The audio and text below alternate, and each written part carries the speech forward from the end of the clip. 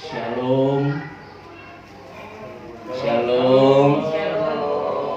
Shalom. Haleluya. Ternyata masih melek semua kita hari ini.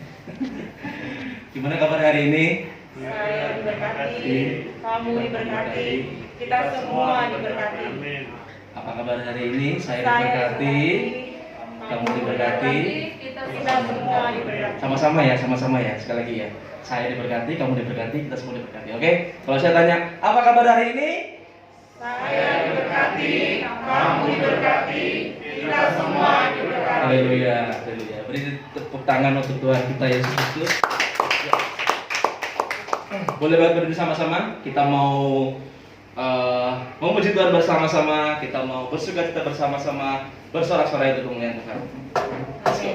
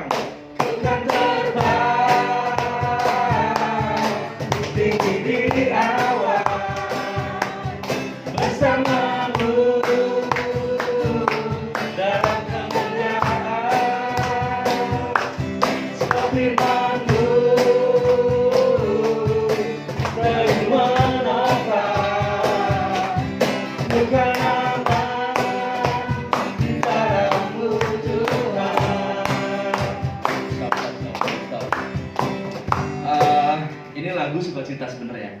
Nah, di sukacita kita harus memberi yang terbaik buat Tuhan. Amin. Dong, besok ayo kita masih fit, masih bugar, masih pagi. Amin. Semangat. Amin. Amin. Amin. Yuk, sekali lagi yuk. Keluar. Mari buat Tuhan sama-sama.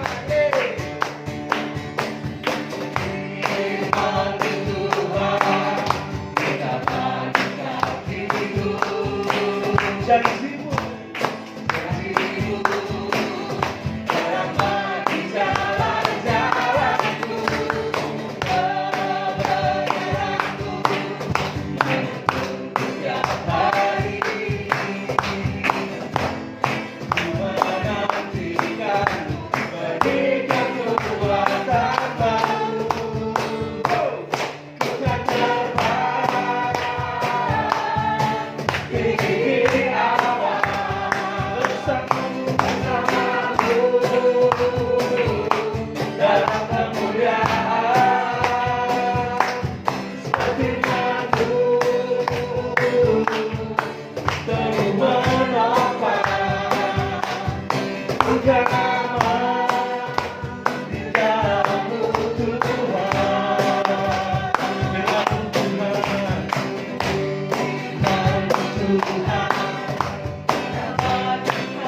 dalammu Tuhan. Firman Tuhan, janjimu terang bagi jalan-jalanku, kebenaranmu menuntun setiap hari.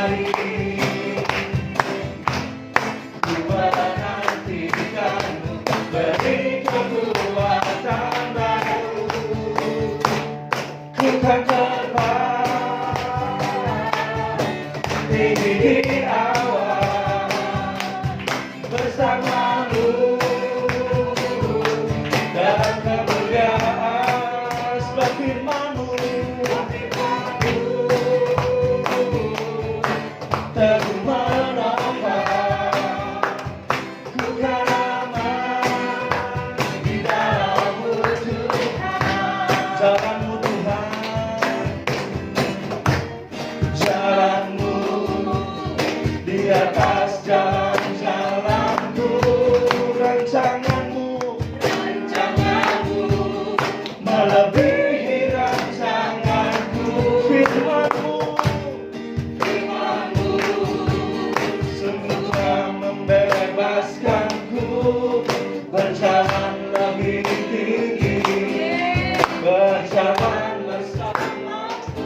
sama-sama tepuk tangannya. Tuhan berkati. Angkat tanganmu buat Tuhan kau.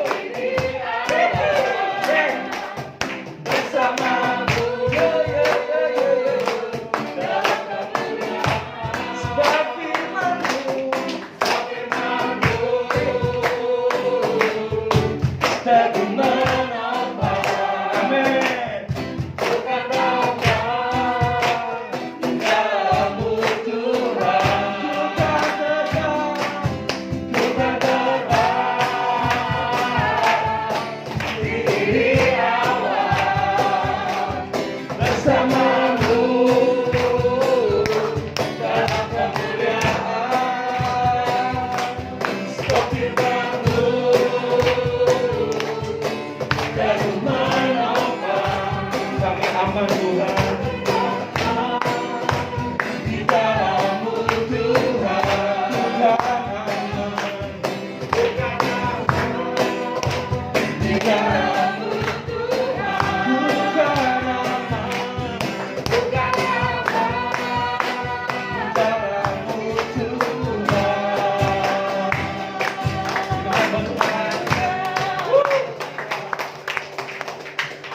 Masih kuat lagi? Masih. Ya, duduk dulu sementara kalau belum.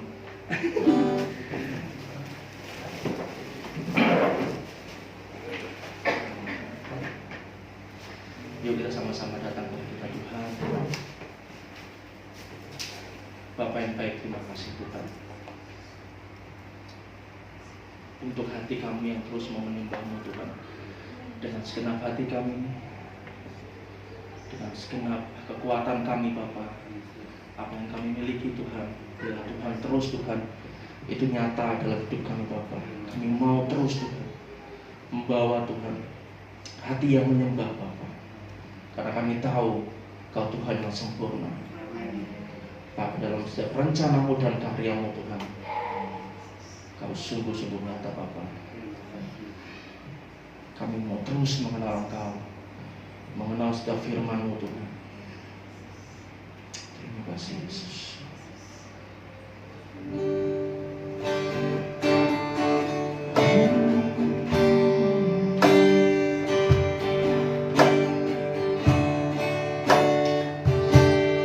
Hidupku menggenapi firman-Mu.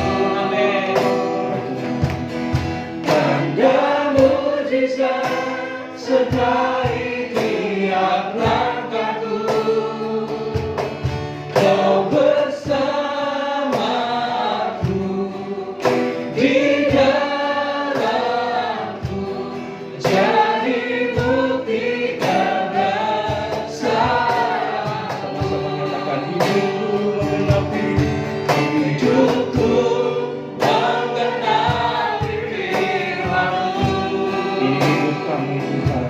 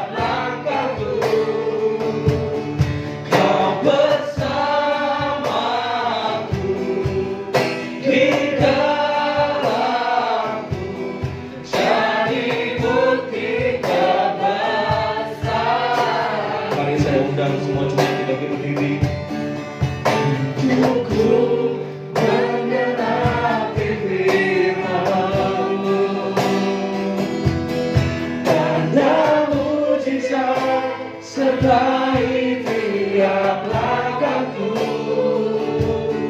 Kau bersamaku di dalamku, jadi bukti kebesaranmu. Katakan sama-sama. Hidupku menggenapi firman-Mu. Tanda mujizat sertai tiap langkahku. Ini doa kami Tuhan. Kau bersamaku. Amin. Di dalamku, jadi bukti kebesaranmu. Hidupku Tuhan, hidupku menggenapi firman-Mu. Dalam setiap doa kami, pujian kami Tuhan. Tanda mujizat sertai tiap langkahku. Ini jadi nyata atas hidup kami Bapa. Bersamaku di dalamku, di dalamku, jadi bukti kebesaranmu. Hidupku Tuhan, hidupku menggenapi firman-Mu. Tanda mujizat sertai tiap langkahku.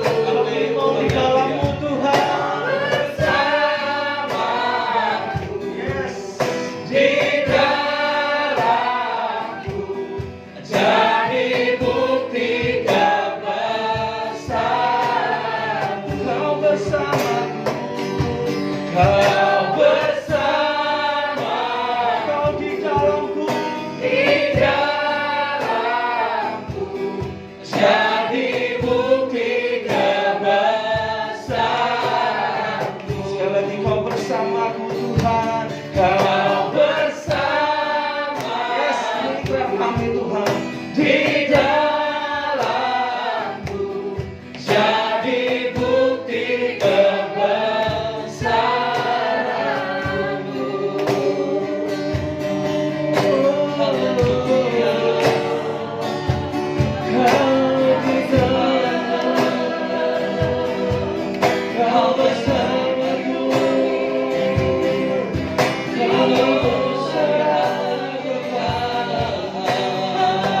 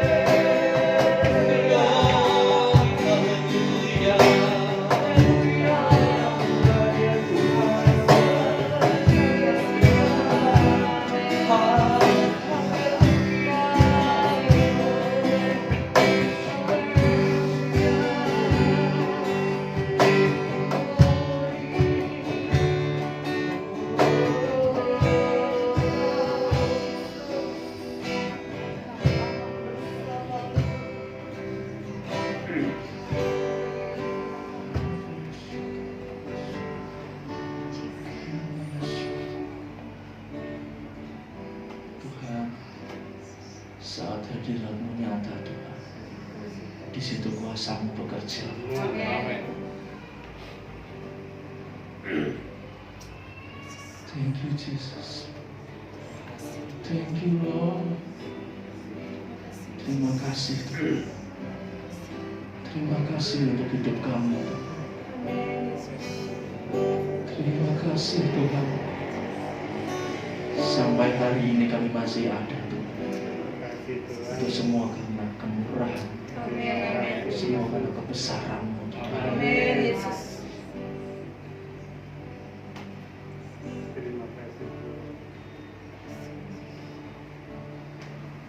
Terlalu sedikit kami memberi padamu Tuhan. Tapi pada hari ini Tuhan, kami mau beri yang terbaik Tuhan. Amin. Seluruh hidup kami Tuhan. Kami mau lepaskan Tuhan semua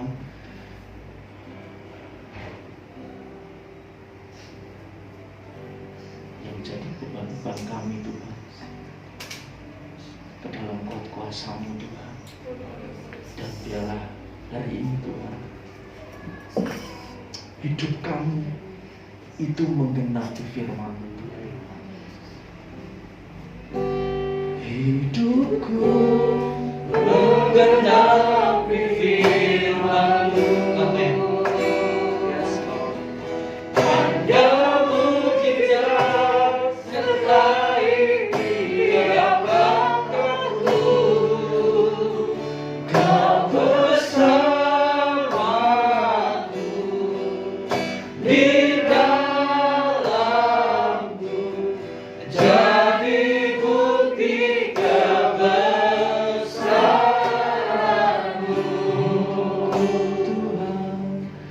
Hidupku menggenapi firman-Mu. Jadilah firman-Mu atas hidup kami Tuhan. Tanda mujizat sertai tiap langkahku. Kau bersamaku di dalamku, jadi bukti kebesaran-Mu. Jadi bukti kebesaran-Mu. Jadi bukti kebesaran-Mu. Tepuk tangan bagi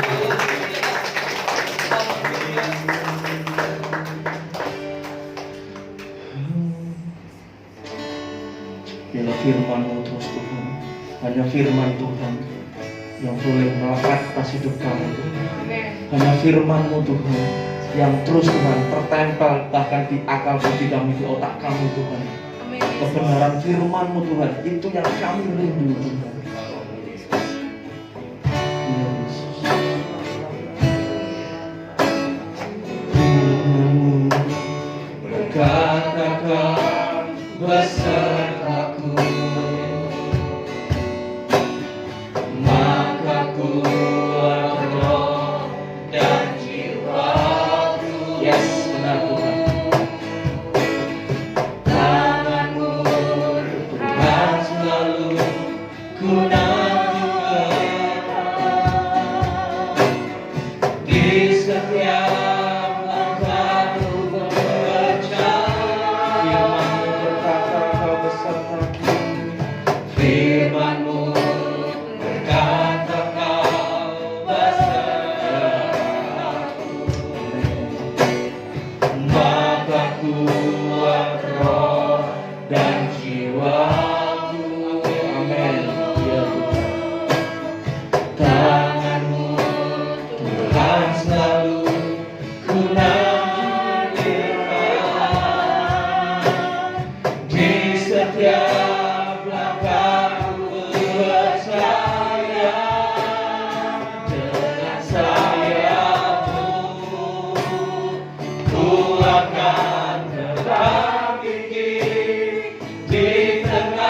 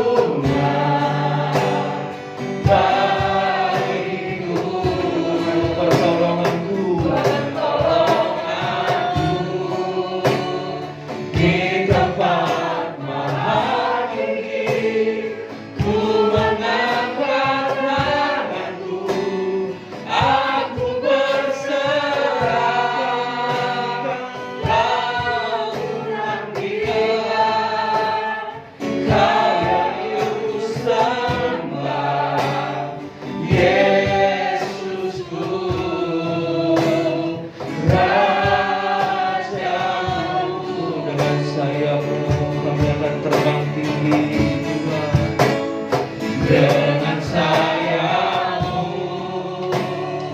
ku akan terbang tinggi di tengah badai hidup. Aku percaya ku tak menyerah. Kau kekuatan kami, Tuhan. Perlindungan kami, Kau perlindungan bagiku,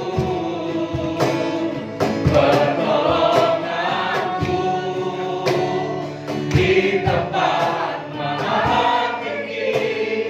Ku menatap padamu, aku berserah.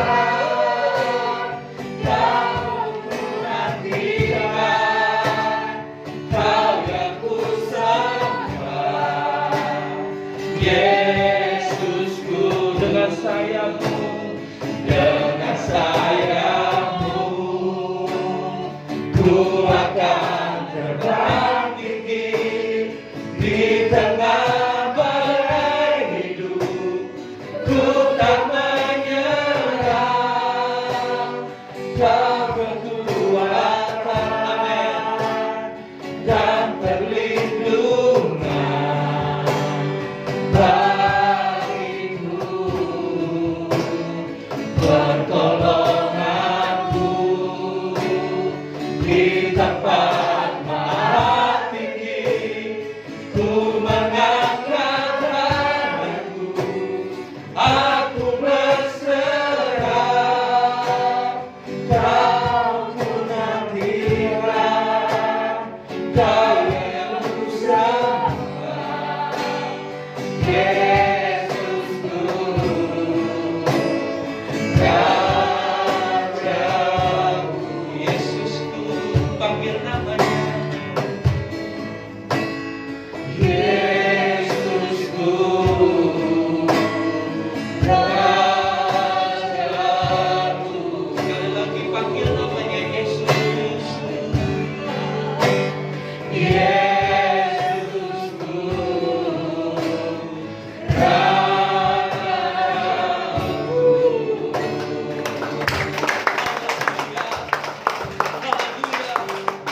Haleluya.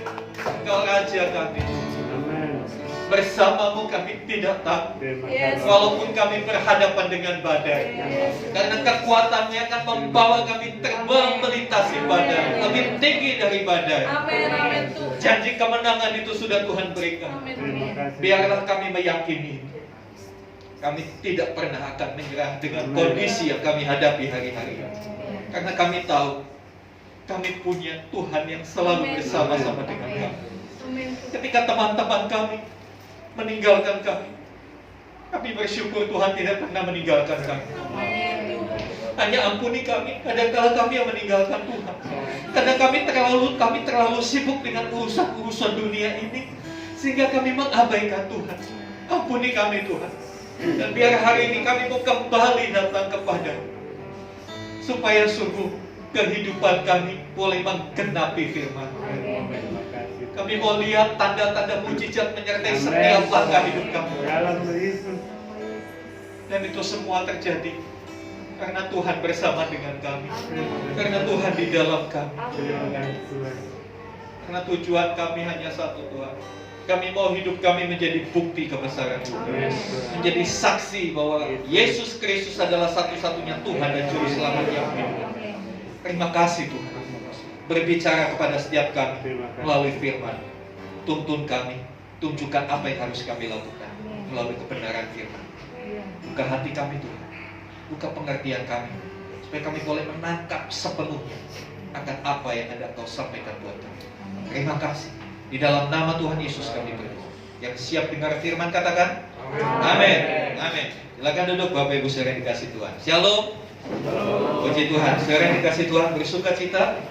Kita di dalam Tuhan selalu ada kemenangan. Kita tidak akan pernah dikalahkan oleh masalah. Tapi bersama Tuhan kita akan mengalahkan masalah itu. Amin. Saudara yang dikasih Tuhan, iya, Natal sudah mendekat.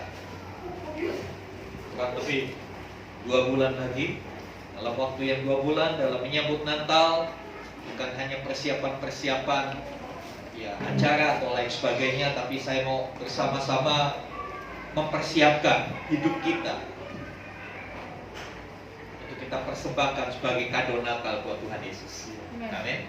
Sebab itu sejak minggu lalu saya beri judul khotbah saya spiritual check up. Ya, kita sudah terbiasa dengan medical check up, betul kan? Ya, ya. Apalagi masa pandemi. Ya. Berulang kali hidup kita dicolok, ya, dites, ya kan? Kita sudah paham, sudah mengerti pentingnya tes kesehatan. Tapi pernahkah kita berpikir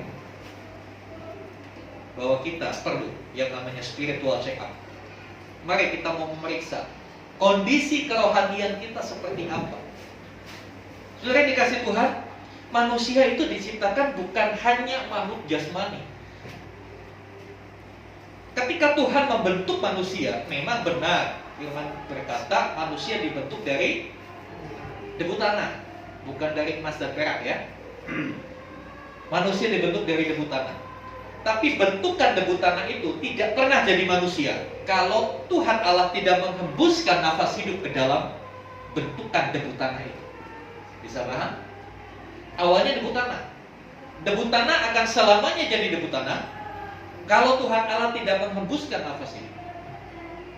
Tapi dalam Kejadian pasal 2 dikatakan ketika Tuhan Allah menghembuskan nafas hidup kepada manusia, maka manusia menjadi makhluk yang hidup. Itu berarti sebetulnya kehidupan kita itu bukan melulu jasmani. Ini yang orang salah paham. Hari-hari ini orang berlomba untuk memenuhi kebutuhan jasmaninya. Tidak salah, karena hidup memang perlu makan, hidup perlu banyak kebutuhan. Tapi ada bagian dari hidup ini yang tidak kalah penting, yang seringkali diabaikan. Kerohanian.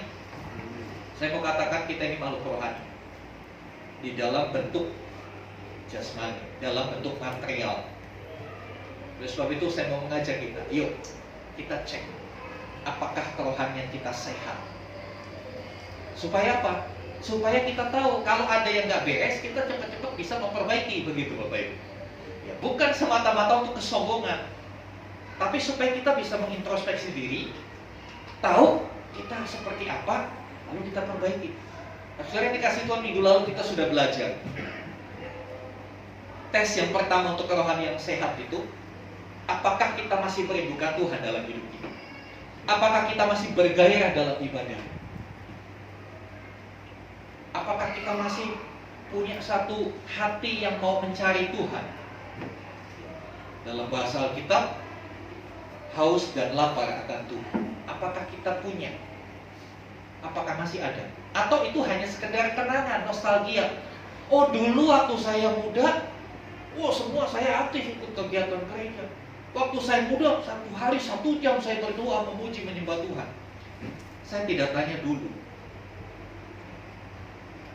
bagaimana sekarang? Amin. Bagaimana sekarang? Karena dulu itu gak enak.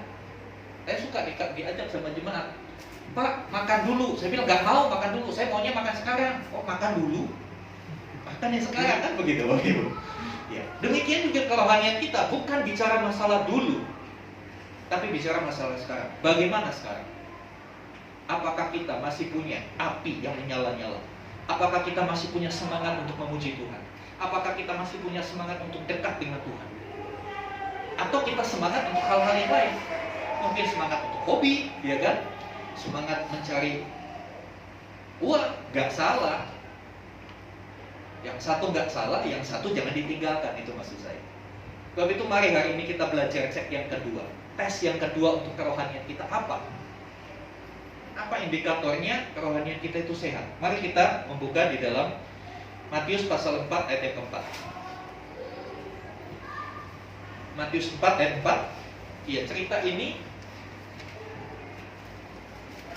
ada dalam satu peristiwa Tuhan Yesus dicobai di padang gurun.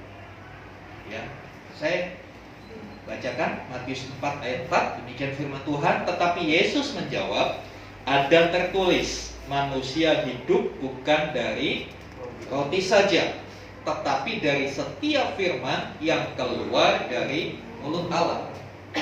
Ya.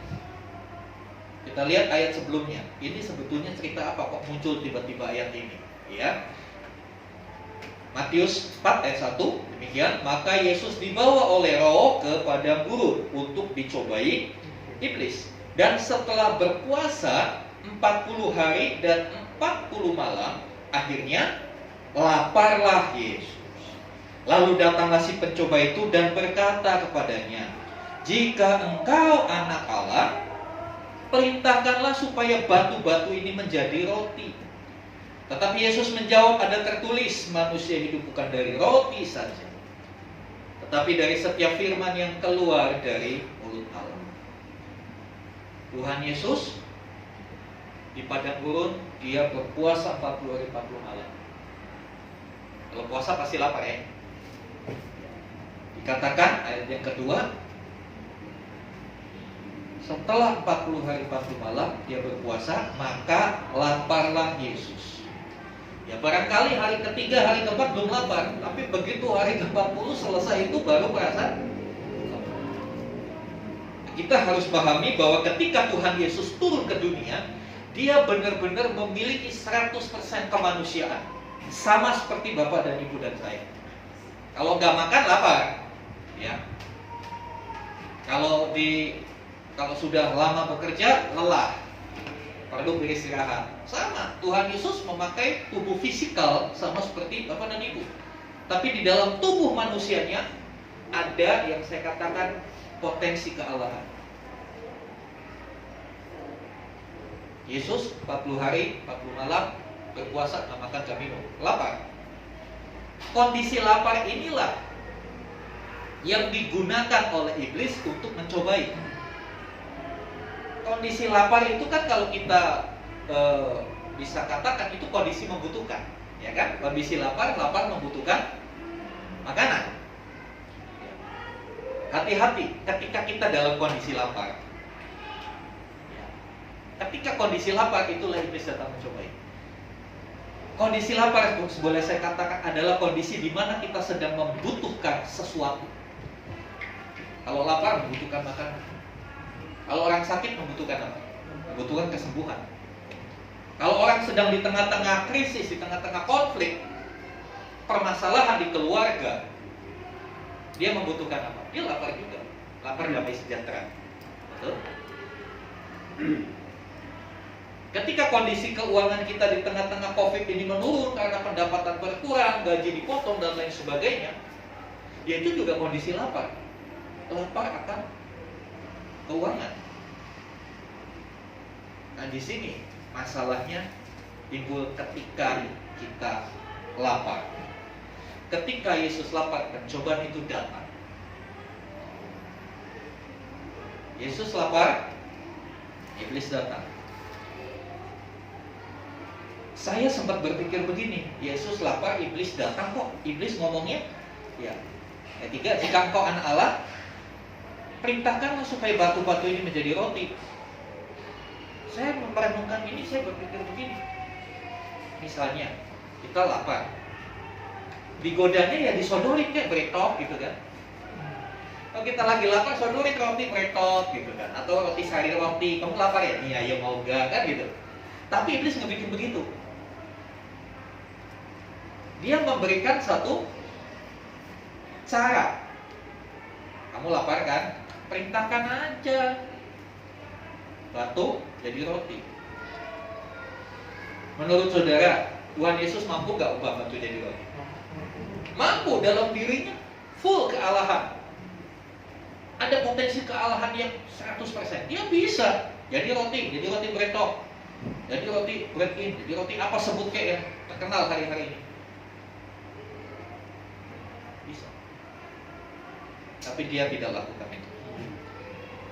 Sebetulnya dari apa yang terjadi di dalam kisah ini memberikan satu pelajaran yang begitu luar biasa buat kita. Kadang-kala ketika kita ada dalam satu kondisi sedang membutuhkan, kita sedang lapar, iblis memang gak kasih apa yang kita butuhkan di depan. Tapi kadang-kala iblis memberikan ide-ide, memberikan gagasan, memberikan pemikiran-pemikiran yang bertentangan dengan firman Tuhan. Ini yang harus kita waspadai. Sebab itu Tuhan Yesus tahu. Makanya dia berkata, ada tertulis, manusia tidak hidup dari roti saja. Dari sepenggal kata-kata Tuhan Yesus ini, apa maknanya? Tuhan Yesus mau kasih tahu bahwa sebetulnya kebutuhan manusia itu bukan hanya kebutuhan jasmani saja. Bahwa manusia itu bukan hanya makhluk jasmani, tetapi manusia juga makhluk rohani. Kebutuhan kita bukan hanya untuk makan. Oleh sebab itu, ya, makanan itu penting. Bahkan kalau dalam pelajaran dari anak SD dikasih tahu kebutuhan pokok itu makan, ya kan? Itu tertancap tuh di hati anak-anak. Kebutuhan pokok itu makanan. Iya, tidak salah. Tapi kita harus ingat bahwa kita hidup itu bukan cuma buat makan isinya. Hidup itu bukan hanya untuk makan, makan, dan makan. Ada hal-hal lain yang harus dipenuhi dalam kehidupan ini. Dan kebenarannya adalah hidup itu lebih berharga dari makanan. Amin. Hidup lebih berharga dari makanan. Oleh karena itu jagalah makananmu supaya kau bisa tetap hidup sehat, kan seperti itu. Matius pasal yang ke-6 ayat 25. Buka 2 lembar dari Matius 4, ketemu Matius 6 ayat 25. Di sana Tuhan Yesus mengajar seperti ini. Karena itu aku berkata kepadamu, janganlah khawatir akan hidupmu, akan apa yang hendak makan atau minum, dan janganlah khawatir pula akan tubuhmu, akan apa yang hendak kamu pakai. Bukankah hidup ini lebih penting daripada makanan, dan tubuh itu lebih penting daripada pakaian? Jelas sekali bahwa hidup lebih penting dari makanan. Hidup bukan hanya membutuhkan makanan. Memang makanan penting, tapi hidup jauh lebih penting. Dan kita tadi sudah melihat esensinya atau hakikatnya hidup itu. Kita hidup karena Allah yang memberi kehidupan pada kita. Kalau Tuhan tidak memberikan kehidupan, kita hanya seonggok tanah liat yang gak akan pernah bisa disebut manusia. Oleh sebab itu, mohon maaf, orang yang sudah mati, ya dia gak bisa ngapa-ngapain. Dia tidak bisa berbuat apa-apa. Karena yang menggerakkan itu adalah hidup itu sendiri. Dan hidup itu dari Allah. Ketika manusia hidup di dunia ini dengan menggunakan sesuatu yang materi, tubuh jasmani ini, kadangkala ini yang menjadi masalah. Kadangkala manusia menilai kebutuhan itu lebih penting dari hidupnya, sehingga hidupnya hanya diisi untuk mengejar kebutuhan. Kita mungkin mengenal kata-kata statement yang seperti ini. Kita itu makan untuk hidup, bukan hidup untuk makan. Bisa mengerti? Pernah dengar Bapak Ibu? Ya. Saudara pilih yang mana? Hidup untuk makan atau makan untuk hidup? Hidup. Siapa yang makan untuk hidup? Siapa yang hidup untuk makan? Ya, bahaya kalau hidup untuk makan. Kerjanya makan, makan, dan makan. Ya. Hidup ini bukan untuk makan, untuk hal-hal yang lain itu maksudnya, ya kan? Untuk hal-hal yang lain, untuk berkarya, untuk menjadi berkat, terutama seperti pujian tadi, untuk menjadi bukti kebesaran Tuhan. Katakan amin. Amin. Saudara yang dikasih Tuhan, mari, ini adalah tes kesehatan kita. Bagaimana kita menyikapi hidup? Apakah hidup kita isi, kita sibukkan dengan urusan memenuhi kebutuhan kita? Kita bicara memenuhi kebutuhan. Ada lagi kelompok orang yang lebih daripada itu. Bukan hanya memenuhi kebutuhan, tapi memuaskan keinginan. Beberapa waktu yang lalu saya sampaikan, kebutuhan sama keinginan itu berbeda. Kalau kebutuhan ya harus dipenuhi, kalau tidak dipenuhi akan mengganggu kehidupan. Tapi kalau keinginan bisa ditunda, tidak harus dipenuhi. Karena dampaknya gak terlalu signifikan buat kehidupan. Tetapi sedihnya, hari-hari ini di tengah perkembangan zaman, perkembangan teknologi yang begitu cepat, manusia bukan hanya mengejar pemenuhan kebutuhan. Karena kalau bicara masalah pemenuhan kebutuhan, kalau sudah cukup berhenti, betul kan? Kalau sudah pun penuh, namanya pemenuhan, berarti usaha untuk jadi penuh. Kalau sudah penuh, stop, berhenti, ya kan? Kalau sudah cukup, berhenti. Tapi berapa banyak kita melihat di tengah-tengah dunia di sekitar kita, sebetulnya sudah cukup, tapi tidak pernah puas. Masih kejar terus. Akhirnya jatuh dengan yang namanya sifat serakah. Memang saya suka katakan hati manusia itu lebih besar dari dunia. Dunia ini dimasukkan ke hati manusia masih kurang. Hati manusia itu gak ada puasnya. Saya suka kasih gambaran, belum punya apa-apa, kemana-mana jalan kaki, ingin punya sepeda. Enak kayaknya lebih cepat ya kalau naik sepeda. Udah dikejar, dapat sepeda. Wah, enak naik sepeda. Oh, begitu tanjakan dia ngeluh lagi. Aduh, capek ini tanjakan. Aduh, nggak bisa. Enak kalau pakai motor ini, ya kan? Akhirnya dia berusaha siang jadi malam, malam jadi siang, tulang sampai dibanting-banting. Mohon maaf ya kalau ada orang dari Sumatera Utara, ya, tulang itu harus dihormati, bukan dibanting-banting. Tapi banyak hari-hari orang banting tulang, betul kan? Itu kalau dengar opung di kampung marah, kenapa tulang kau banting-banting, kan begitu. Saudara yang dikasih Tuhan, ya. Udah punya motor, berpikir lagi, aduh, motor ini susah, panas sekali, hujan kehujanan, wah enak pakai mobil ya, pakai mobil nyaman, begitu. Wah dia berusaha lagi, kejar lagi.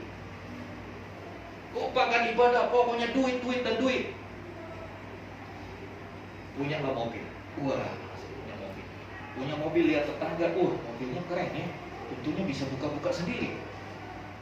Mobilnya enak ya. Dia nggak tahu kalau mobil yang punya buka-buka sendiri sekali belok ke bensin nggak enak.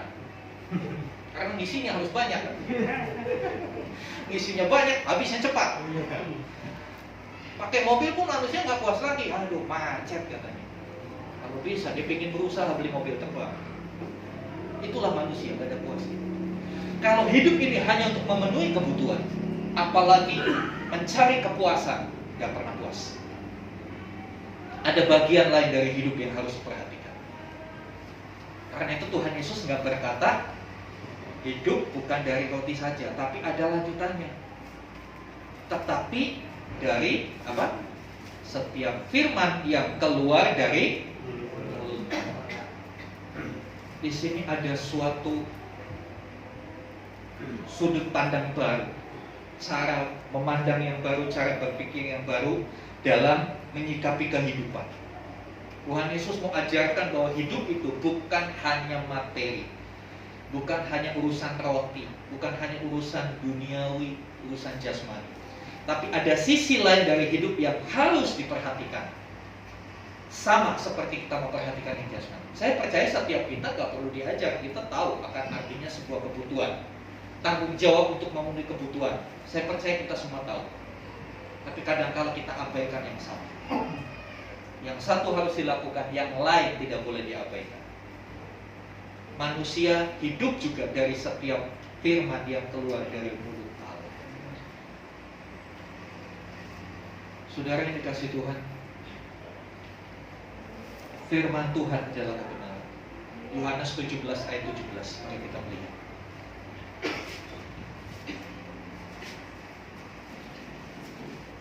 Yohanes 17 ayat 17. Kuduskanlah mereka dalam kebenaran. Firman-Mu adalah kebenaran itu. Tuhan Yesus katakan, Aku adalah jalan, kebenaran, dan kehidupan. Berarti dengan kata lain, kebenaran itu adalah Yesus sendiri. Dan firman itu adalah pribadi Yesus sendiri.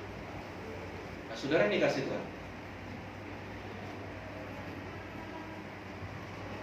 bagaimana hidup kita hari-hari ini? Seberapa banyak waktu kita? Untuk apa waktu kita itu kita habiskan? Apakah hanya untuk memenuhi kebutuhan yang sifatnya jasmani? Tidak salah. Itu harus. Tapi yang sisi satunya tidak boleh diabaikan. Yesus lapar, benar dia membutuhkan makanan. Tapi ketika disodorkan satu ide, satu gagasan, ubah batu ini jadi roti, dia tidak mengikuti. Karena Yesus tahu hidupnya bukan hanya untuk urusan roti, tapi hidupnya adalah untuk mentaati setiap firman yang keluar dari mulut Allah. Pertanyaan saya, apakah Tuhan Yesus nggak mau ngubah batu jadi roti? Apakah setelah itu Tuhan Yesus mati kelaparan? Nggak ada cerita. Dia tetap hidup. Jadi artinya apa? Jangan pernah khawatir hidupmu berhenti kalau kebutuhanmu tidak tercukupi. Karena sebetulnya yang menguasai hidupmu itu bukan kebutuhan. Yang menguasai hidupmu adalah Allah. Amin. Kadang-kala kita terlalu takut dengan kebutuhan. Nanti kalau nggak begini gimana? Kita takut. Mari kita punya sudut pandang yang berbeda. Hidup ini tergantung sama Tuhan, bukan tergantung apa yang kita butuhkan. Amin. Dan percayalah, Tuhan bisa menyelesaikan setiap kebutuhanmu dengan cara yang ajaib. Saudara yang dikasih Tuhan, Tuhan Yesus berkata, manusia hidup bukan dari roti, tetapi dari setiap firman yang keluar dari mulut Allah. Kata firman di sini dalam bahasa aslinya dipakai kata rema dalam bahasa. Artinya rema itu satu message, satu pesan khusus yang disampaikan spesial untuk setiap pribadi. Firman yang keluar dari mulut Allah. Firman kata dasarnya rema ada logos, itu sama-sama artinya perkataan. Tapi perkataan yang bagaimana? Ada dua model perkataan. Perkataan yang tertulis, logos, dan perkataan yang disampaikan. Kalau saudara berkata-kata, pasti saudara nggak akan ngomong sendiri, betul nggak? Ada lawan bicaranya. Saudara berkata, perkataanmu itu ditujukan kepada si tujuan. Ketika Tuhan berfirman, dia tidak berfirman ngomong sendiri, tapi dia ditujukan.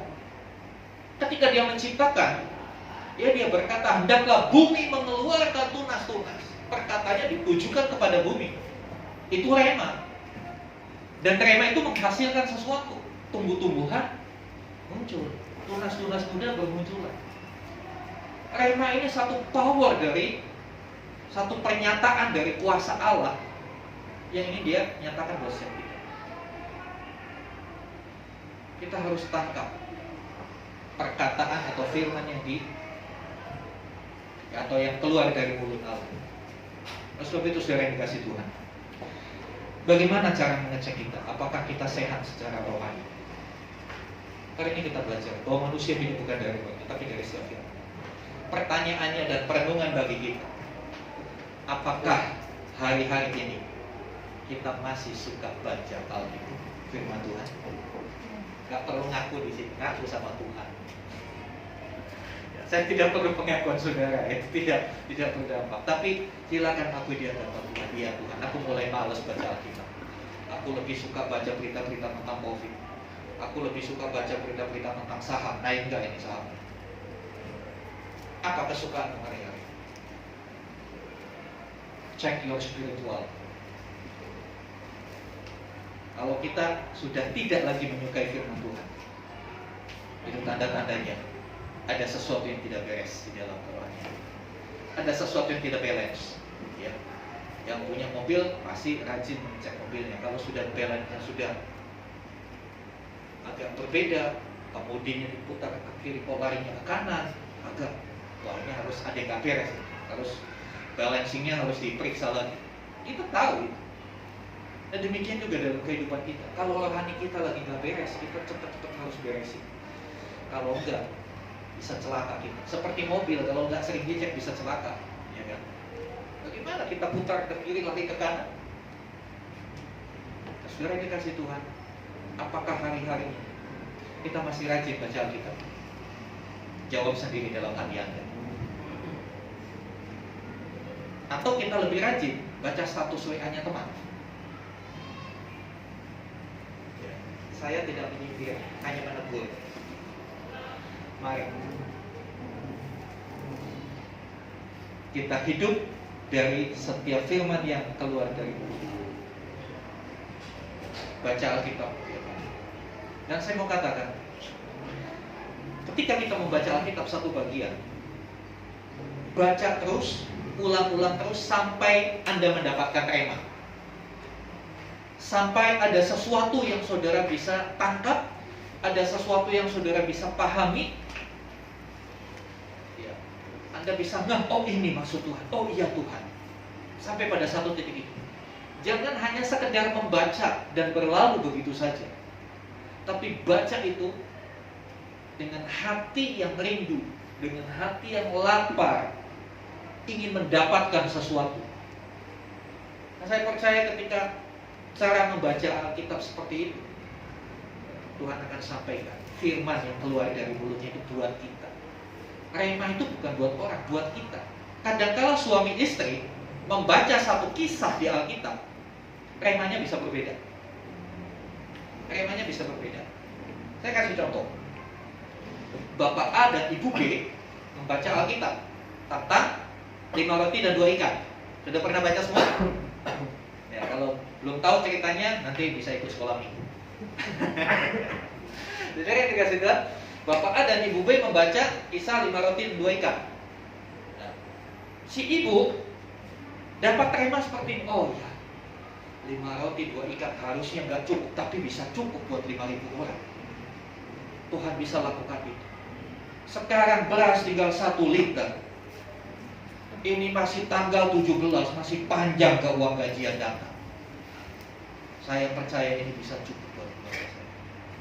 Si ibu tangkap remanya begitu, karena dia baca di dapur sambil lihat tempat beras. Dia tangkap itu, yes Tuhan, dia percaya, amin Tuhan, Tuhan bisa cukupkan, entah gimana caranya. Tapi si bapak bacanya, ia baca perikop yang sama, ayat yang sama, tapi nangkap remanya berbeda. Firman yang diucapkan dari mulut Allah untuk ibu dan untuk bapak itu bisa berbeda. Bapak nangkapnya, luar biasa. Yang dia lihat bukan kasih makan 5.000-nya. Dia lihat begini, ini bocah ini luar biasa. Dia punya 5 roti 2 ikan, punya dia buat dia makan, tapi dia rela kasihkan. Ya kan? Kisah itu kan begitu. Ada 5 roti 2 ikan. Tuhan bilang sama murid-muridnya, kamu yang kasih mereka makan. Mereka bingung, wah, Indomaret, Alfamart udah tutup semua tuh, udah malam ini, gitu kan. Lagian kalau ada nggak cukup ini 5.000 orang. Tapi tiba-tiba ada seorang anak yang punya 5 roti dan 2 ikan. Ya mungkin itu bekal dia, dibekalin kan, bekalin sama mamahnya, Nina, takut kau lapar di jalan, ya kan? Gak sempat nih. Tapi anak ini punya hati yang mau berkorban. Dia persembahkan 5 roti dan 2 ikan itu kepada Tuhan. Bapaknya nangkap itu, sehingga dalam kondisi kekurangan keluarga ini berkata, gak bisa makan, kita harus tetap bisa mau berkorban. Akhirnya nyambung. Mereka lepas dari kekhawatiran. Yang tadinya khawatir karena baru tanggal 17 keuangan sudah menipis. Sementara gajian tanggal 30 masih 13 hari. Cukup enggak, ada tokek bunyi gitu. Cukup enggak gitu. Yang enggak ketemu jawaban dari tokek. Ketika mereka baca firman Tuhan, ada firman yang keluar dari mulut Allah, dan itu memberikan jawaban. Itu meneguhkan. Itu membuat mereka yang tidak berpengharapan menjadi punya pengharapan di dalam Tuhan. Ini sebetulnya Tuhan mau hari-hari kita melekat dengan firman. Karena firman Tuhan ini adalah guardian of your life, penuntun hidup. Ini bukan sembarang buku. Mungkin harganya nggak semahal buku-buku lain, apalagi buku-buku kedokteran jutaan, buku-buku teologi jutaan. Tapi ini mungkin hanya 100.000, tapi value-nya luar biasa, nilainya sangat berharga. Karena tahukah saudara, ini buku istimewa. Buku lain ditulis paling 1 tahun, 2 tahun proses penulisannya. Ini supaya jadi buku kayak gini yang Bapak Ibu pegang, yang Bapak Ibu masukkan ke dalam handphone Anda. Ini prosesnya 1.600 tahun. Prosesnya 1600 tahun. Itu berapa generasi? Kalau satu generasi 50 tahun, itu 32 generasi. Ditulis oleh puluhan orang yang berbeda di zaman yang berbeda. Tapi ajaibnya, temanya satu, tentang keselamatan di dalam Yesus. Bagaimana orang dari zaman dan tempat berbeda bisa menulis satu hal kalau bukan Allah yang mengilhamkan itu? Bagaimana dari zaman ke zaman 1600 tahun bisa menjadi satu kesatuan yang saling terkait, saling mendukung? Matius 4 ayat 4 tadi itu sebetulnya dari kitab Ulangan. Tuhan Yesus ngutip dari kitab Ulangan. Kitab Ulangan itu berapa ratus tahun sebelum Yesus lahir di dunia. Tapi begitu sinkron. Ini ajaibnya buku ini. Oleh sebab itu cintai buku ini. Buku ini akan memberi manfaat dalam hidup kita kalau kita baca. Buku ini saya mau kasih tahu, jangan mau diperbudak, jangan mau dibodohin oleh film-film Hollywood. Taruh buku ini samping bantal supaya mimpinya mimpi indah, gak mimpi buruk. Itu hoax. Film-film Hollywood kan begitu. Ada Dracula kasih Alkitab begini. Draculanya lari. Itu hoax. Setan tidak akan lari dengan dilempar ini pun setan gak lari. Setan lari kalau kita menghidupi firman Tuhan. Masalah bisa terselesaikan kalau kita menghidupi firman Tuhan. Sekali lagi, menghidupi. Menghidupi itu, proses menghidupi firman Tuhan itu, kita mendengar atau membaca, itu ada informasi yang masuk. Informasi itu menjadi pengetahuan. Pengetahuan itu dipahami. Setelah dipahami, dihayati sampai benar-benar ngeh, sampai benar-benar paham. Setelah itu, dipraktekkan. Oleh sebab itu, saudara, dalam kekristenan tidak ada wajib harus hafal Alkitab, nggak ada, ya kan? Doang yang wajib di dalam kekristenan adalah melakukan firman Tuhan itu. Sebab kalau hafal saja nggak dilakukan itu nol, nggak ada artinya. Saudara hafal ayat, jangan kamu khawatir, tapi begitu duit udah mulai menipis, saldo mulai maaf, saldo Anda tidak cukup, kan kadang-kala begitu kan? Apalagi kalau udah mulai dekat-dekat lebaran itu banyak yang minta maaf tuh. Mesin ATM minta maaf, kasir Indomaret minta maaf. Kita mau belanja pakai gesek, kasirnya minta maaf kan? Bu, maaf bu, saldonya nggak cukup kan gitu. Biasanya orang mulai panik seperti itu. Lalu kita katakan firman Tuhan, jangan kamu khawatir. Ya, kekhawatiran itu bukan hanya dikatakan, tapi diresapi dengan sungguh-sungguh dan dilakukan. Nah sebetulnya masalah khawatir itu masalah pilihan. Kita milih khawatir apa milih gak khawatir kan begitu. Kita bisa memilih tepat kalau kita punya pedoman yang tepat. Ya. Kita bisa milih jalan yang benar kalau pedomannya itu tepat. Sama seperti saudara mau pergi di satu tempat. Sekarang ada teknologi GPS, Gmap atau Waze. Dilihat belok kanan, belok kiri, nggak ada belok ke atas. Enggak. Bagaimana supaya Gmap-nya itu normal? Pastikan handphone Anda ada pulsa, kan gitu. Pastikan handphone Anda baterainya full. Pastikan ada sinyal. Biarpun handphonenya canggih, tapi kalau nggak ada baterainya, nggak bisa berfungsi aplikasi-aplikasi ini. Oleh sebab itu Bapak Ibu, ini adalah Gmap-nya kehidupan. Ini adalah pedoman penuntun kehidupan. Cintailah firman Tuhan. Kalau engkau mencintai jiwamu, baca Alkitab tiap hari.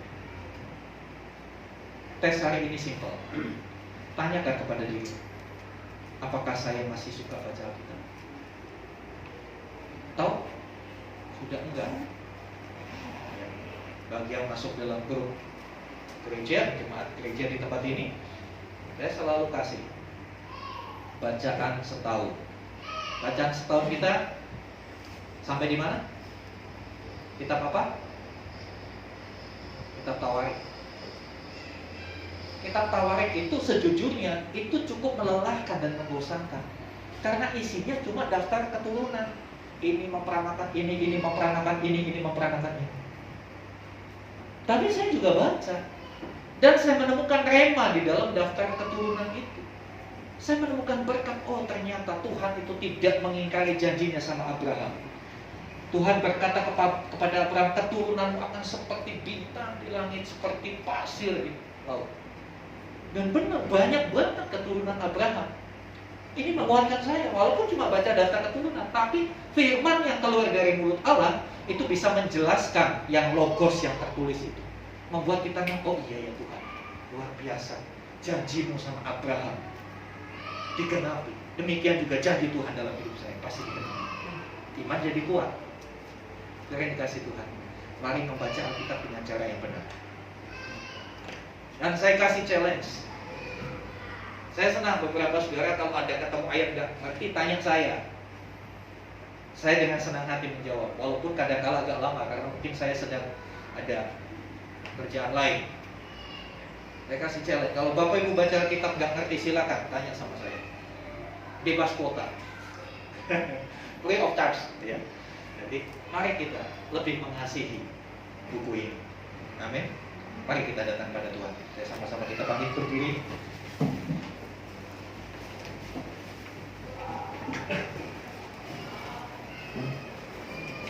Hidup ini bukan hanya dari roti saja, tapi dari setiap firman yang keluar dari mulut Allah. Sebab itu, carilah firman yang keluar dari mulut Allah.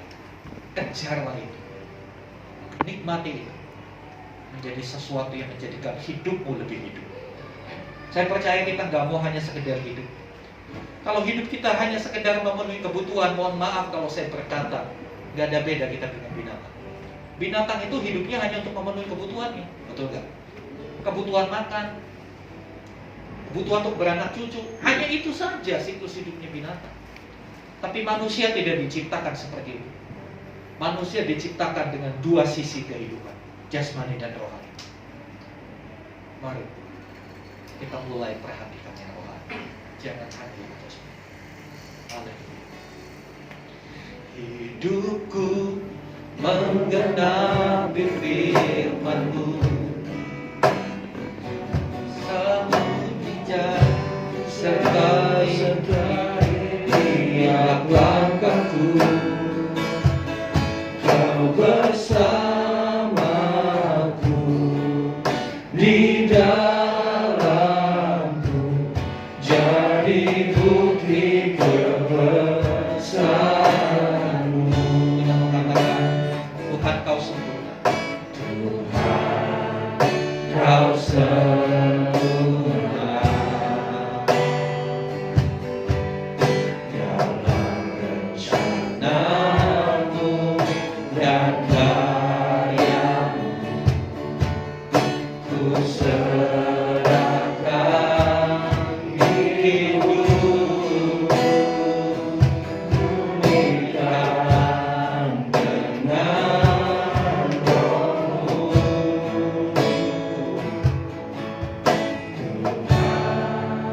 Tuhan, Kau sempurna. Haleluya, haleluya.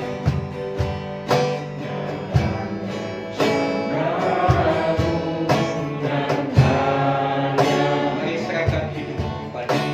Ku serahkan hidupku,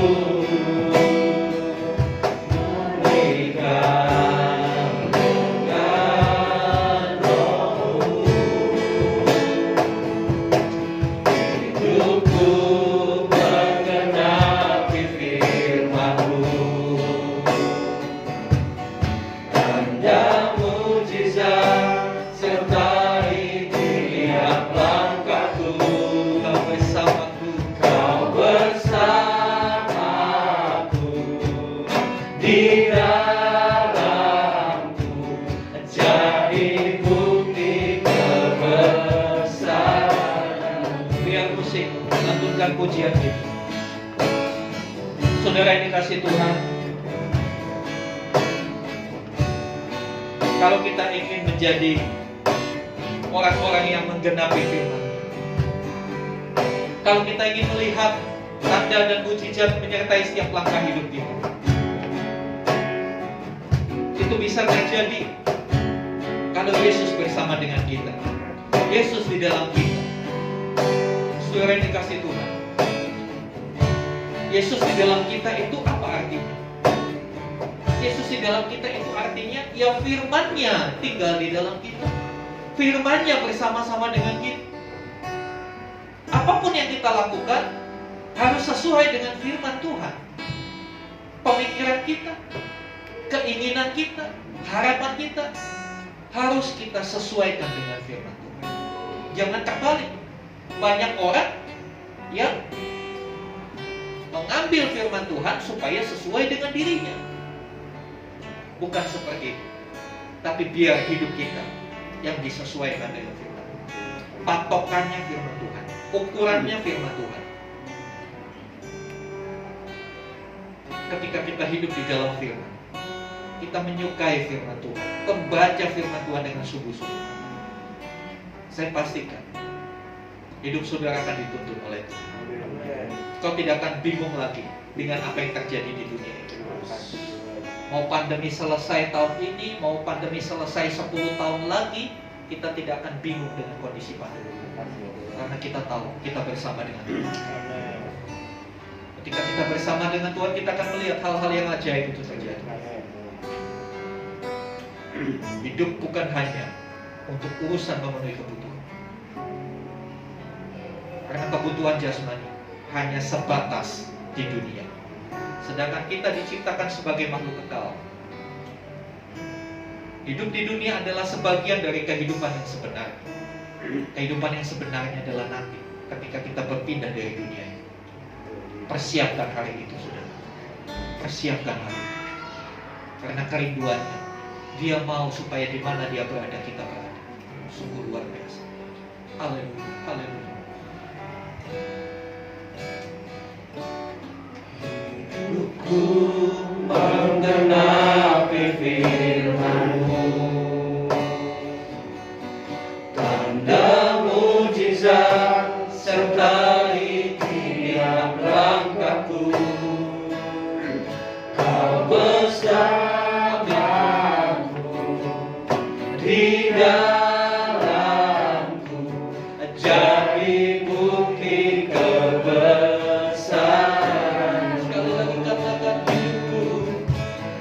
Hidupku menggenapi firman-Mu,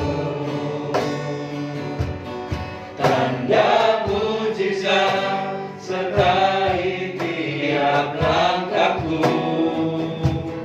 Kau bersamaku di dalamku, jadi bukti kebesaran. Kau bersamaku di dalamku, jadi bukti kebesaran. Sekali lagi, kau bersamaku Tuhan. Kau bersamaku di dalamku, jadi bukti kebesaran.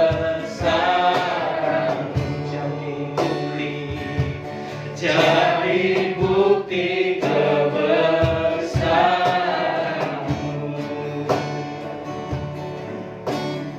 Haleluya. Terima kasih untuk teguran-Mu pada siang hari ini. Ampuni kami Tuhan, kalau kami kadang-kala terlalu sibuk berusaha untuk memenuhi kebutuhan kami, sehingga kami lupa untuk mengandalkan Tuhan, lupa untuk mengikuti cara-cara Tuhan. Ampuni kami kadang-kala dalam usaha kami memenuhi kebutuhan kami melakukannya tidak sesuai dengan kebenaran. Kami lebih mengikuti cara-cara orang dunia. Ampuni kami Tuhan. Tapi biarlah setiap kami, jemaat-Mu di tempat ini, lebih lagi mau mendengar firman yang keluar dari mulut-Mu ya Tuhan. Rema itu boleh kami tangkap. Dan rema itu bisa kami peroleh dengan satu langkah sederhana, yaitu kami setia membaca Alkitab. Roh Kudus berikan kekuatan kepada kami untuk kami benar-benar menyukai kebenaran, menyukai firman. Karena itulah penuntun hidup kami. Kami akan tersesat tanpa penuntun. Firman yang menuntun kami kepada segala kebenaran. Karena firman-Mu adalah pelita bagi kaki kami, terang bagi jalan kami. Terima kasih Tuhan. Dan biar setiap kami dibawa pada satu kesadaran untuk menghargai, mencintai firman lebih daripada apa yang hidup. Terpuji nama-Mu Tuhan. Berkati umat dalam perjalanan kerohanian mereka. Tuhan yang menuntun, Tuhan yang menyatakan apabila kami bersalah, Tuhan yang menyatakan apabila ada sesuatu yang kurang tepat, supaya hidup kami benar-benar menggenapi firman. Terima kasih Tuhan. Di dalam nama Tuhan Yesus kami berdoa. Haleluya. Amin. Silakan duduk Bapak Ibu. Ayo kita sama-sama baca firman. Minimal tadi Pak Gembala sampaikan yang di-sharingkan setiap pagi itu kita bisa baca. Selanjutnya kita mau berikan persembahan. Kita akan tunduk kepala sejenak, kita membawa persembahan kita kepada Tuhan. Inilah yang dapat kami persembahkan kepada-Mu Tuhan. Kami sadar ini terlalu sedikit bila dibanding dengan berkat-Mu yang begitu melimpah dalam hidup kami. Tapi kami mau belajar untuk setia, mempersembahkan apa yang bisa kami persembahkan. Terimalah ya Tuhan. Kiranya Engkau memberkati setiap umat-Mu yang sudah memberikan persembahan mereka dengan hati yang sukacita, dengan hati yang tulus, segenap keberadaan mereka. Seperti janji firman-Mu Tuhan sendiri memberkati setiap anak-anak-Mu yang sudah memberikan persembahan, disertai dengan damai sejahtera yang melampaui segala. Tuhan juga memberikan hikmat pada seluruh pengurus gereja Tuhan di tempat ini, untuk boleh mengelola keuangan ini dengan baik, melakukannya sesuai dengan firman Tuhan, dengan integritas dan kejujuran yang tinggi, sehingga nama Tuhan boleh dipermuliakan. Terima kasih. Di dalam nama Yesus kami berdoa. Haleluya. Amin. Bapak Ibu saudara yang dikasih Tuhan, terima kasih untuk setiap persembahan yang saudara sudah persembahkan kepada Tuhan. Demikian juga setiap persembahan persepuluhan yang sudah masuk, semuanya itu 100% digunakan untuk pekerjaan Tuhan di tempat ini. Saudara yang dikasih Tuhan, bulan depan kita akan melakukan pembayaran sewa ruko di tempat ini. Kita bersyukur dana sudah tercukupi semua. Kita sedang terus upayakan, pikirkan supaya ke depannya kita bisa berlanjut. Ya, di samping itu mohon dukungan doa supaya kita bisa memiliki tempat ibadah yang permanen milik kita sendiri, sehingga pelayanan bisa lebih berkembang. Kita percaya ketika kita bisa menyiapkan wadah, maka Tuhan akan bagian Tuhan mengisi dengan jiwa-jiwa. Amin. Puji nama Tuhan. Saudara yang dikasih Tuhan, doakan juga untuk perayaan Natal. Perayaan Natal di tempat ini tanggal 12 Desember 2021 ya. Bertepatan dengan ulang tahun gereja kita yang pertama. Kita bersyukur sudah hampir 1 tahun Tuhan selalu bersama-sama dengan kita. Saya juga ucapkan banyak terima kasih untuk seluruh pelayan-pelayan Tuhan, pengurus gereja yang memiliki satu hubungan yang luar biasa, kerja kerasnya. Mari kita jangan pernah cukup, kita mau tingkatkan karena semuanya kita lakukan bagi Tuhan. Terima kasih Tuhan. Kesempatan ini saya juga menyambut Bapak Ibu jemaat yang baru pertama kali hadir di tempat ini. Izinkan saya mengundang Bapak Ibu yang baru pertama kali hadir, boleh kami berdiri supaya saudara-saudara bisa kenal. Ya, puji nama Tuhan. Ya, sebentar. Bapak yang di depan boleh diperkenalkan Pak siapa? Supaya nanti kalau ketemu di jalan kita tidak bingung siapanya. Saya Diki. Pak Saya Diki. Diki. Iya, Pak Diki dan Ibu, terima kasih sudah boleh hadir, senang sekali boleh beribadah bersama-sama. Silakan duduk. Silakan Bapak dan Ibu yang di belakang, Pak siapa? Maaf. Madedin. Pak Maridin. Iya, Bapak dan Ibu, kami ucapkan selamat datang, terima kasih boleh beribadah bersama-sama dengan kami. Kalau belum ada tempat ibadah yang tetap, kami terbuka untuk bergabung menjadi satu keluarga di dalam Tuhan. Ya, kita namanya gereja GBT, Gereja Bethel Tabernacle Impactful Community. Kita rindu kita menjadi komunitas yang berdampak. Terima kasih Bapak Ibu. Mari sama-sama kita bangkit berdiri, kita mau berdoa. Haleluya, haleluya, haleluya. Bapak dalam sorga, kami bersyukur kami boleh berkenalan dengan Bapak dan Ibu Diki, Bapak dan Ibu Maridin. Terima kasih Tuhan, kami punya saudara baru di dalam Tuhan. Biar Tuhan membuat kami terikat dalam satu hubungan kasih, supaya kami boleh saling membangun, saling memuatkan satu dengan yang lain. Berkati setiap umat-Mu yang hadir hari ini, apapun yang menjadi pekerjaan usaha mereka, kiranya berkat Tuhanlah yang membuat mereka berhasil dan beruntung. Amin. Terima kasih Tuhan, kami menyerahkan gereja ini ke dalam tangan Tuhan. Ini adalah rumah-Mu, ini adalah milik-Mu Tuhan. Kiranya Tuhan sendiri yang memberkati, supaya benar-benar seperti yang Tuhan kehendaki. Kami boleh menjadi komunitas yang berdampak buat lingkungan kami. Di mana kami tinggal, di mana kami bekerja, di mana Tuhan menempatkan kami menjadi berkat buat orang-orang di sekitar kami. Terima kasih Tuhan. Kami bersyukur untuk keadaan pandemi di Indonesia yang sudah mulai membaik. Penurunan kasus yang begitu signifikan, angka kematian yang begitu menurun dengan baik. Kami bersyukur. Kami tahu semua itu karena Tuhan yang bekerja bagi bangsa kami. Tuhan yang mendengar doa-doa kami. Kami berdoa supaya seluruh rakyat Indonesia tetap dalam keadaan waspada, tetap menjalani protokol kesehatan dengan sungguh-sungguh, supaya sungguh-sungguh kami bisa menuntaskan pandemi ini dengan baik. Kami berdoa untuk pemimpin-pemimpin bangsa kami, Bapak Presiden Jokowi dengan seluruh aparatnya, diberkatilah mereka, sehingga mereka terus menjadi orang yang takut akan Tuhan. Mereka menjadi orang-orang yang memikirkan kesejahteraan orang banyak, kesehatan, kekuatan, anugerah Tuhan tercurah atas mereka dan keluarganya. Bahkan setiap pemimpin-pemimpin di bawahnya, mulai dari Gubernur Jawa Barat, Bupati Bekasi, Camat, Lurah, RT RW, diberkatilah mereka, karena mereka adalah hamba-hamba yang dipilih oleh Tuhan untuk memimpin, untuk membawa kami kepada hal-hal yang baik. Terima kasih Tuhan. Kami berdoa untuk perayaan Natal kami. Biarlah perayaan Natal ini bukan hanya celebration yang memuaskan kami saja, tapi biarlah apa yang kami lakukan itu boleh menyenangkan hati Bapa di sorga. Mampukan kami untuk memberikan yang terbaik melalui apapun yang kami bisa persembahkan kepada Tuhan. Terima kasih Tuhan. Kerinduan kami supaya gereja kami punya lahan yang permanen, punya tempat sendiri, milik sendiri, sehingga kami boleh memperluas jangkauan pelayanan kami.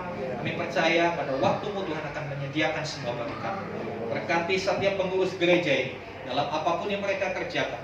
Kami percaya hikmat Tuhan selalu menyertai. Terima kasih Tuhan, terima kasih. Mari Bapak Ibu Saudara, arahkan hatimu kepada Tuhan. Angkatlah kedua tanganmu, dan sekarang terimalah rahmat anugerah dari Bapa yang di surga, kasih sayang, penyertaan Tuhan Yesus Kristus, persekutuan pengurapan Roh Kudus melimpah atas hidup kita. Terimalah berkat-berkat jasmani, terlebih lagi berkat rohani. Karena itu, pergilah, jadikanlah semua bangsa murid, dan baptislah mereka dalam nama Bapa dan Anak dan Roh Kudus, dan ajarlah mereka melakukan segala sesuatu yang telah kuperintahkan kepadamu. Dan ketahuilah, aku menyertai kamu sampai pada akhir zaman. Pada saatnya Tuhan Yesus akan datang kali yang kedua, menjemput kita semua masuk dalam kebahagiaan kekal bersama dengan Dia, supaya di mana Tuhan Yesus berada, di situ pun kita berada. Terima kasih Tuhan, di dalam nama Tuhan Yesus Kristus. Haleluya. Amin.